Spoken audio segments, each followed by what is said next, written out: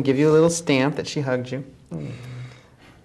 It's cool. It was part of the effort to for inclusion, you know, so that no one feels isolated, no one feels alone, no one feels left out. That you should be approaching people who look like they're alone and talk to them and introduce yourself and just, you know, make sure that everyone feels included. And if they're okay with it, give them a hug. Yeah. So yeah, there were several places around campus where people had just gathered and they were just offering free hugs. One kid was actually wearing a T-shirt that I think said something like that, something about free hugs to girls only, or something like that. Oh, anyway, it's cute. It was cute. A lot of young people there, and Friday is a big day for kids because the schools bring them in on buses. yeah, what a great thing. You know, it's amazing. Talk about a field trip. Yeah, it really is kind of amazing. I mean, God, when I was a kid, that wouldn't have happened. No. And it is the country's largest GLBT youth event. Yeah. Or youth conference, whatever they want to call it. But yeah, I'm just sorry we couldn't spend more time there. And yeah, but circumstances aside, it was hard, and I was exhausted. Yeah, I bet you guys were. Yeah. Need a vacation from my vacation. Yeah, I know. I'm sorry. I've dragged you into it.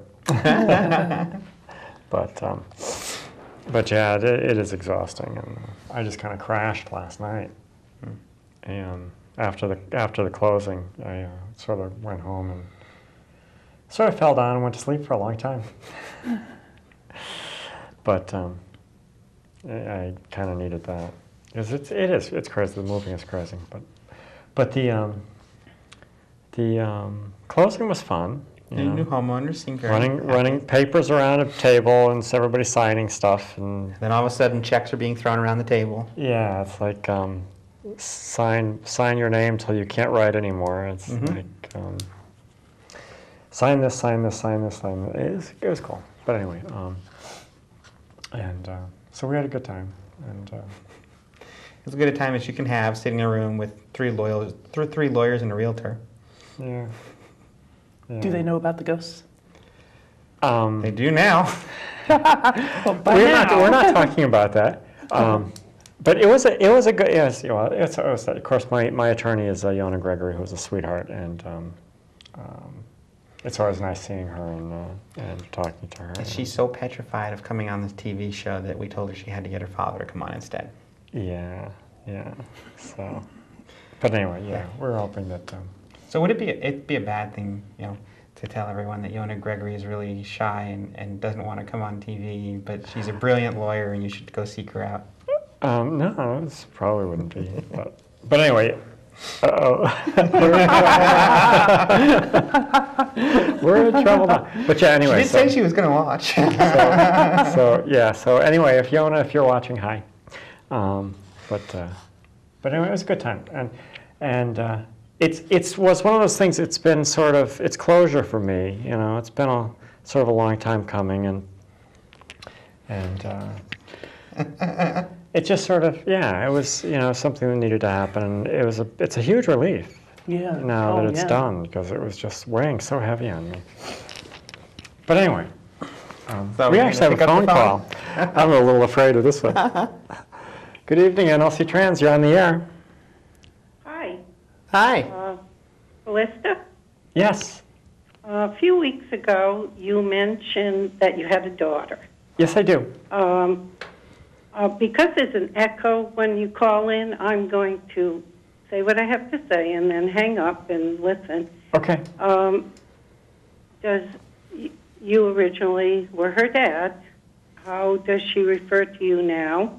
As a dad or a mom or what? And I also have a statement on Stacy mentioned they're drug testing people who might be on food stamps. I have a feeling, my opinion is that maybe giving food stamps and they're selling some of them to others, that they're using that money to buy drugs. maybe this is a problem. I don't know.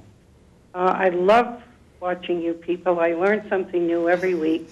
So I'm going to hang up and let you discuss this. Thank you. Thank you so much for Thank you. calling. Thank you. That's an interesting point. So Yes. does the person take the money for food and maybe sell the food stamps at a slight loss and then use the take money that for money drugs. for drugs? Yeah, I have heard of that happening. Absolutely. I'm sure it does. But is the way that you combat that crime to say that nobody with this qualification is allowed to get the food stamp in the first place because of what you might do with it after we give it to you? Yeah, Right. Okay. yeah. It's tough. I mean, certainly you could sell them and do anything with that money, mean, couldn't you? It's probably already against the rules to do that. So It there's is. probably legal ramification and prosecution that can happen when they get caught. Oh yes. I think Do you there take is. that preventative measure, that preventative police measure, if you will, of saying, well, we're not going to wait for you to commit the crime. We think you might commit the crime, so we're not going to let you have it in the first place. Which creates kind of a scary precedent. Sure. It's certainly something that we don't want to see happen because Can it's we test your resource-based. personality and say, well, we think you're a risk for antisocial behavior, so we're going to take some kind of prophylactic measure That was the against word, yeah. you thereby depriving you of due process. And fortunately, I think it was last year or 2 years ago, I think it was last year, the federal government did pass a law that protects your genetic code from being used as a predictor in those kinds of situations. Right. But not things like personality evaluations. That's where HIPAA comes in to keep that protected until court order, at least. Right. So there has to be, in that case, there has to be telltale signs that would allow a judge to sign off on it. But yeah, this is, and in the long run, I don't know how many people it affects, but that would be my fear, is that it's a, as you said, it's a prophylactic measure because of what you might do if we gave you the stamps, Right. instead of prosecuting the crime after it happens. So I disagree with illegal drug use. Don't approve of that at all. But this is a complicated one. It is. And Yeah. I think the possible abuses far outweigh the problem created by the occasional, misuse of the food stamps. Sure. It's one of those great civil libertarian discussions. Right. Yeah. And a very good question. Yeah, An excellent question. So, your Oh, daughter My daughter, yes. Well, and your family interrelationships. yeah, it's interesting. My daughter actually my daughter and my grandson both handled it very, very well. Yes, my daughter, I was, of course, her dad, yes, and I was also a grandfather to my grandson. I was Pappy. He called me Pappy. And so it was interesting. My daughter handled it very well, and my daughter now calls me Callie. Can't call, it's one of those things, she could call me Mom, I suppose, but it's just sort of, there's a weirdness in that. Yeah. That just sort of doesn't quite work. So it's more than a title, I think. It's, when you grow up with somebody that you call Mom, that's their name. Yeah. And your ex is her mom by name. Yeah. So it's kind of a weird, and that's, yeah, it's one of the problems that we have. It's Yeah. kind of a little bit odd, but my daughter handled it very, very well. And so yes, she calls me Callie.